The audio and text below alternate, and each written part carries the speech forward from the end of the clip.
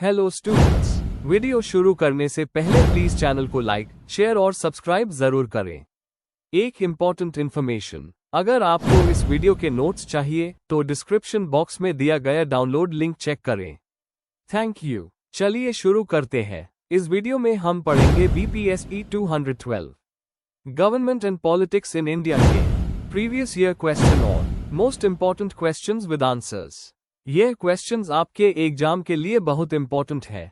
अगर आपने ये अच्छे से कर लिए तो एग्जाम निकलना पक्का है। Let's begin. Question 1, analyse the vision of socio economic and political justice in India as envisaged in the preamble of the constitution. Question explanation. इस क्वेश्चन में हमें बताना है कि भारत के संविधान के प्रीएम्बल में जो सोशल, इकोनॉमिक और पॉलिटिकल जस्टिस की बात की गई है उसका क्या मतलब है। हमें यह भी समझाना है कि इन तीनों फॉर्म्स ऑफ जस्टिस का पर्पस क्या था और कैसे इन्हें अचीव करने के लिए स्टेप्स लिए गए हैं। आंसर। इंट्रोडक्शन। भारत के संविधान का प्रीएम्बल देश के गोल्स और वैल्यूज को डिफाइन करता है। इसमें जस्टिस सोशल, इकोनॉमिक और पॉलिटिकल को एक सेंट्रल वैल्यू के रूप में दिखाया गया है। इन तीनों तरह के जस्टिस का उद्देश्य एक इंक्लूसिव और इक्वल समाज बनाना है। ये विजन UNHI प्रॉब्लम्स का सॉल्यूशन है जो ब्रिटिश रूल और पुरानी सामाजिक व्यवस्था में थी। Main body. 1. सोशल, इकोनॉमिक और पॉलिटिकल जस्टिस का मतलब। सोशल जस्टिस का मतलब है जाति, धर्म, लिंग या रेस के आधार पर भेदभाव खत्म करना और सबको सम्मान देना। इकोनॉमिक जस्टिस का मतलब है धन का सही वितरण, इक्वल अपॉर्चुनिटीज और गरीबी और अमीरी के बीच गैप को कम करना। पॉलिटिकल जस्टिस का मतलब है हर नागरिक को वोटिंग, इलेक्शन लड़ने और अपना ओपिनियन रखने का बराबर अधिकार मिलना। इन तीनों का मिला के एक ऐसा समाज बनाना जहां हर व्यक्ति को सम्मान और अधिकार मिले। 2. ऐतिहासिक पिछलेपन और जरूरत। आजादी से पहले भारत में जाति और वर्ग के आधार पर गहरा भेदभाव था। महात्मा गांधी और डॉक्टर अंबेडकर जैसे नेताओं ने इस इनइक्वालिटी के खिलाफ आवाज उठाए। संविधान के प्रीएम्बल में जस्टिस को शामिल करना इन्हीं नेताओं के सपने का हिस्सा था। 3. संवैधानिक और कानूनी प्रबंध। Social justice. आर्टिकल 15 और 17 जाति और अनटचेबिलिटी को बंद करते हैं। Economic justice DPSP article 38 to 43 सरकार को गाइड करते हैं कि वो इकोनॉमिक इक्वालिटी लाए। पॉलिटिकल जस्टिस आर्टिकल 326 हर नागरिक को वोटिंग का अधिकार देता है। स्कीम्स जैसे रिजर्वेशन, MG नरेगा और राइट टू एजुकेशन इस विजन को रियलिटी में बदलते हैं। 4. चुनौतियां और आज की इंपॉर्टेंस। आज भी कई जगह सोशल भेदभाव और इनइक्वालिटी मौजूद है। गरीबी और अनएम्प्लॉयमेंट के कारण इकोनॉमिक जस्टिस एक चैलेंज है। पॉलिटिकल लेवल पर भी कई लोग मार्जिनलाइज्ड होते हैं। पर जुडिशियल एक्टिविज्म, NGO और इंडिपेंडेंट बॉडीज जैसे NHRC इस विजन को बनाए रखने में मदद करते हैं। कंक्लूजन। प्रीएम्बल में दिया गया जस्टिस का विजन आज भी भारत के डेमोक्रेसी का फाउंडेशन है। हालांकि कई एरियाज में प्रोग्रेस हुई है, लेकिन अभी भी काफी कुछ करना बाकी है। पॉलिसी, एजुकेशन और सामाजिक सुधार के जरिए इस विजन को पूरा किया जा सकता है। जस्टिस सिर्फ एक शब्द नहीं, बल्कि हर नागरिक का हक है। अगर आपको इस वीडियो के नोट्स चाहिए तो डिस्क्रिप्शन बॉक्स में दिए गए डाउनलोड लिंक को जरूर चेक करें। Thank you. चलिए अगला क्वेश्चन देखते हैं। Question 2, how has the constitution of India sought to balance individual and community rights? Explain. Question explanation. इस क्वेश्चन में हमें यह बताना है कि भारत का संविधान इंडिविजुअल राइट्स, व्यक्ति के अधिकार, और कम्युनिटी राइट्स, समुदाय के अधिकार, के बीच कैसे बैलेंस बनाता है। हमें फंडामेंटल राइट्स, कल्चरल और एजुकेशनल राइट्स और ऐसे प्रोविजंस को एक्सप्लेन करना है जो पर्सनल लिबर्टी और ग्रुप आइडेंटिटी दोनों को प्रोटेक्ट करते हैं। आंसर। इंट्रोडक्शन। भारतीय संविधान का मेन एम है हर नागरिक को जस्टिस, लिबर्टी, इक्वालिटी और फ्रेटर्निटी देना। इंडिया जैसे विभिन्नता से भरे देश में, जहां लोग अलग अलग धर्मों, भाषाओं और जातियों से आते हैं, वहां इंडिविजुअल राइट्स को प्रोटेक्ट करना उतना ही जरूरी है जितना कम्युनिटी के राइट्स को। फंडामेंटल राइट्स और डायरेक्टिव प्रिंसिपल्स के जरिए संविधान ने दोनों के बीच एक बैलेंस बनाने की कोशिश की है। Main body. 1. फंडामेंटल राइट्स और individual liberty. Article 14 to 18 right to equality. हर व्यक्ति को समान अधिकार मिलता है, जाति, धर्म, लिंग के आधार पर भेदभाव माना है। Article 19 to 22 right to freedom. Speech, movement, profession जैसे राइट्स हर इंडिविजुअल को मिलते हैं जिससे वो अपनी आइडेंटिटी एक्सप्रेस कर सके। अगर किसी का राइट वायलेट हो तो वो कोर्ट जा सकता है, ये राइट्स इन्फोर्सेबल होते हैं। 2. कम्युनिटी राइट्स की प्रोटेक्शन, कल्चरल और एजुकेशनल राइट्स। आर्टिकल 29 और 30। ये आर्टिकल्स माइनॉरिटीज के कल्चरल और एजुकेशनल राइट्स को प्रोटेक्ट करते हैं। आर्टिकल 29 उनकी भाषा, लिपि और संस्कृति को बचाने का अधिकार देता है। आर्टिकल 30 उन्हें अपना एजुकेशनल इंस्टीट्यूशन एस्टेब्लिश और चलने का राइट देता है। इससे रिलीजियस और लिंग्विस्टिक माइनॉरिटीज अपनी आइडेंटिटी बनाए रख सकती है। 3. रीजनेबल रिस्ट्रिक्शंस, बैलेंस बनाने का तरीका। आर्टिकल 19(2)(6). इंडिविजुअल फ्रीडम को कुछ हद तक स्टेट कंट्रोल कर सकती है अगर वो पब्लिक ऑर्डर या मोरालिटी के खिलाफ हो। जैसे फ्रीडम ऑफ स्पीच का मिसयूज करके अगर वायलेंस या हेट्रेड फैलाया जाए तो उस पर रोक लगाई जा सकती है। इससे इंडिविजुअल और कम्युनिटी के इंटरेस्ट्स के बीच बैलेंस बना रहता है। 4. डायरेक्टिव प्रिंसिपल्स और समुदाय का कल्याण। Part 4, directive principles. गवर्नमेंट को ये गाइड करता है कि सोसाइटी में जस्टिस और इक्वालिटी लाए, जैसे इक्वल पे, वीकर सेक्शंस का प्रोटेक्शन, ये सब कम्युनिटी वेलफेयर के लिए है। इन्हें कोर्ट में एनफोर्स नहीं किया जा सकता, पर ये कॉन्स्टिट्यूशन की स्पिरिट को दिखाते हैं। 5. जुडिशरी का रोल इन बैलेंस मेंटेन करने में। सुप्रीम कोर्ट ने काफी बार ऐसे केसेस डिसाइड किए हैं जहां इंडिविजुअल और कम्युनिटी राइट्स के बीच बैलेंस बनाया गया।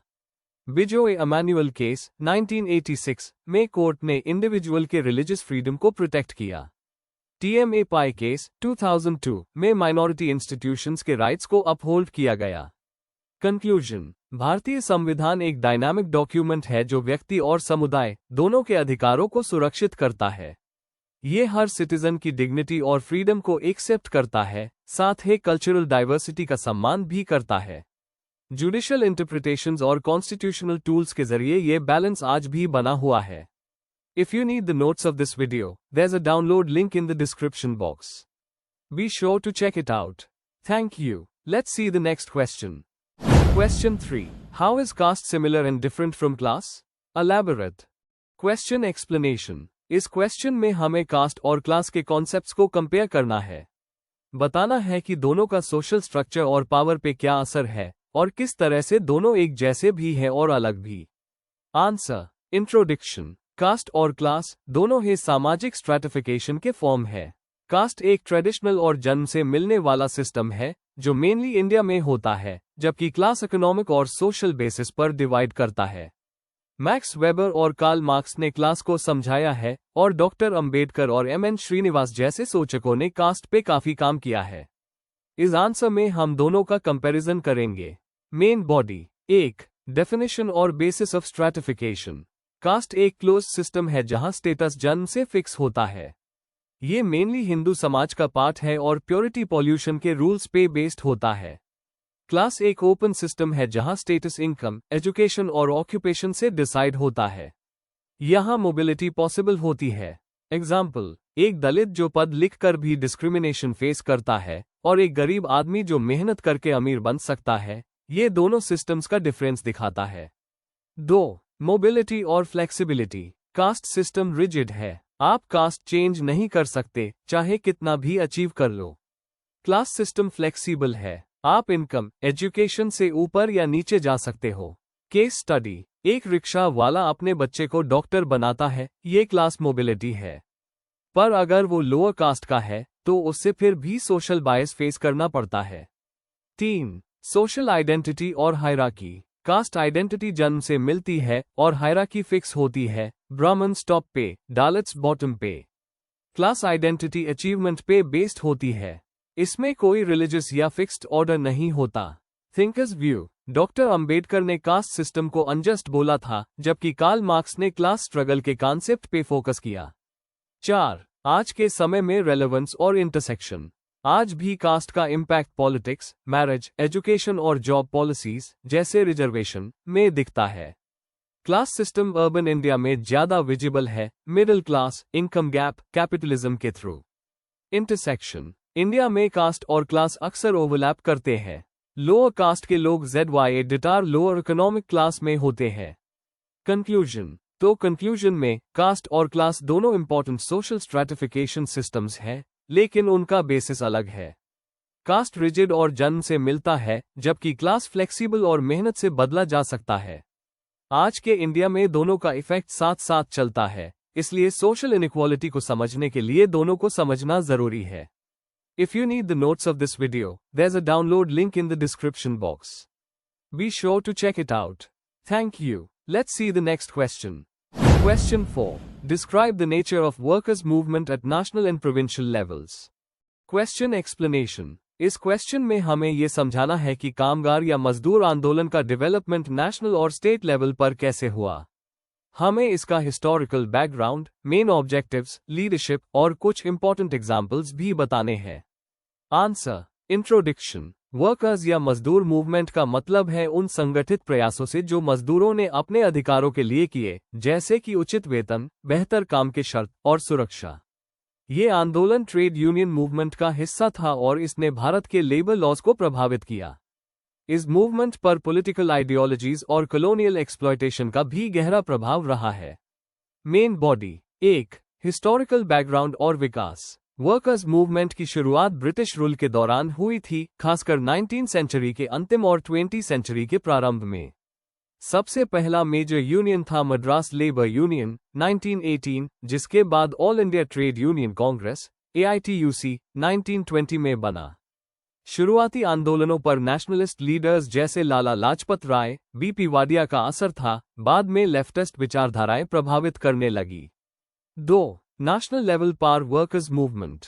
नेशनल स्तर पर आंदोलन का नेतृत्व सेंट्रल ट्रेड यूनियंस ने किया, जैसे AITUC, INTUC, HMS, CITU और BMS। इनमें से कई पॉलिटिकल पार्टीज से जुड़े थे, जैसे INTUC कांग्रेस से, CITU CPI, M से और BMS RSS से।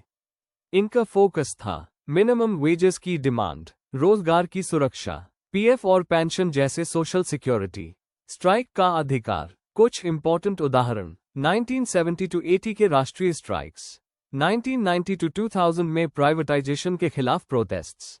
3. प्रोविंशियल लेवल पर वर्कर्स मूवमेंट। राज्य स्तर पर मूवमेंट्स अक्सर लोकल इंडस्ट्रीज या रीजनल समस्याओं के चारों तरफ घूमती थी। जैसे वेस्ट बंगाल में जूते मिल वर्कर्स के आंदोलन पर लेफ्ट का असर था। महाराष्ट्र में मुंबई टेक्सटाइल वर्कर्स का बड़ा आंदोलन, खासकर 1982 का दत्ता सामंत वाला स्ट्राइक। तमिलनाडु में ट्रांसपोर्ट और ऑटोमोबाइल वर्कर्स एक्टिव रहे। ये आंदोलन कभी स्पॉन्टेनियस होते थे, तो कभी संगठित यूनियंस या पॉलिटिकल पार्टीज के थ्रू कॉन्डक्ट किए जाते थे। 4. चैलेंजेस और आज की स्थिति। आज के टाइम में इनफॉर्मल सेक्टर के बढ़ने और ट्रेडिशनल इंडस्ट्रीज के गिरने से यूनियंस की ताकत कम हुई है। ग्लोबलाइजेशन और नए लेबर रिफॉर्म्स ने कॉन्ट्रैक्चुअल जॉब्स बढ़ा दी है, जिससे मूवमेंट में कमी आई है। फिर भी यूनियंस आज भी इनफॉर्मल वर्कर्स के लिए social security, minimum wages, layoff से प्रोटेक्शन के लिए स्ट्रगल कर रहे हैं। आज डिजिटल प्लेटफॉर्म्स और सोशल मीडिया का उस भी किया जा रहा है मोबिलाइजेशन के लिए। कंक्लूजन। मजदूर आंदोलन ने भारत के सामाजिक और आर्थिक विकास में एक बड़ा योगदान दिया है। जहां राष्ट्रीय स्तर पर यूनियंस ने पॉलिसी को शेप किया, वहीं प्रादेशिक स्तर पर लोकल इश्यूज को उठाया गया। आज के चैलेंजेस के बावजूद यह मूवमेंट डेमोक्रेसी और सोशल जस्टिस का एक जरूरी हिस्सा बना हुआ है। Before we end, please like, share and subscribe the channel for more such study materials and one important information। अगर आपको नोट्स चाहिए तो डिस्क्रिप्शन बॉक्स में डाउनलोड लिंक दिया हुआ है, जरूर चेक करें। Thank you.